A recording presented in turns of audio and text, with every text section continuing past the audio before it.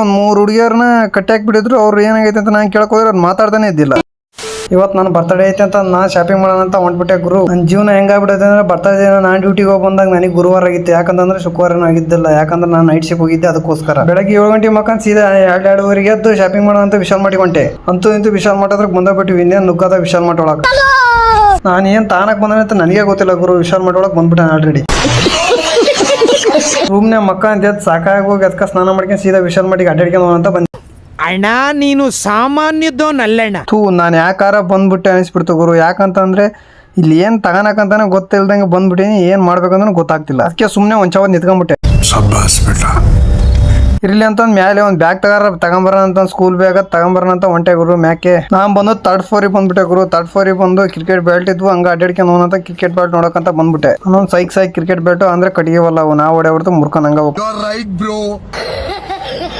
ಈ ಹುಡುಗ ಏನೋ ಮಾಡಕತ್ತಾನೆ ಅಂತಂದು ಬಂದು ನೋಡ್ತೀನಿ. ಈ ಹುಡುಗ ನೋಡ್ರಿ ಗನ್ ತಗೊಂಡು ಏನೋ ಮಾಡ್ತಾವನೆ ಬಿಚ್ ರಿಪೇರಿನ.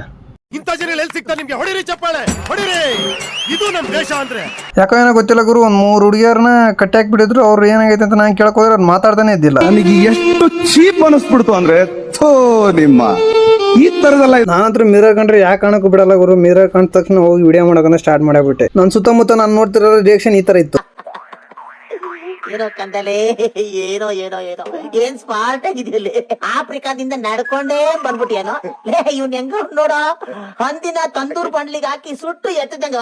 ನನಗೆ ಇದಕ್ಕೆ ಕಾಲೇಜ್ ಬ್ಯಾಗ್ ಅಂತ ನಾನು ನೋಡ್ರಿ ಸೀದಾ ರೇಷನ್ ಹತ್ರಕ್ಕೆ ಬಂದ್ಬಿಟ್ಟೆ. ರೇಷನ್ ಹತ್ರಕ್ಕೆ ಬಂದು ನನ್ನ ಹತ್ರಕ್ಕೆ ಹೆಂಗ್ ಟೂತ್ ಪೇಸ್ಟ್ ಇದ್ದಲ್ಲ ಬೇರೆ ತಿ ಕಲಲ್ಲ ಹೋಗ್ಬಿಡುದು. ಅದಕ್ಕೆ ಟೂತ್ ಪೇಸ್ಟ್ ಅಂತ ಬಂದೆ. ನಾನು ಯಾಕೆ ಟೂತ್ ಪೇಸ್ಟ್ ತಗೊಂಡೆ ಅಂತಂದ್ರೆ ಕೆಳಗಡೆ ಹೋಗ್ಬೇಕಾದ್ರೆ ಇವ್ ನೋಡಿ ಏನೋ ತಗೊಳ್ಳಂಗೆ ಹೋಗ್ತೇನೆ ಅಂತ ನೀನು ಟೂತ್ ಪೇಸ್ಟ್ ತಗೊಂಡ್ ಹೊಂಟೆ. ಹೆಂಗು ನಮ್ಮ ರೂಮಿಗೆ ಒಬ್ರು ಗೆಸ್ಟ್ ಕರ್ಕೊಂಡು ಹೊಂಟಿದ್ದೀನಿ. ಅವ್ರ ಸ್ವಾಗತದಿಂದ ಕರ್ಕೊಂಡು ಹೋಗಿ ಬನ್ನಿ. ಲಕ್ಷ್ಮೀ ಬಾರಮ್ಮ ನಮ್ಮಮ್ಮ ನೀ ಸೌಭಾಗ್ಯ.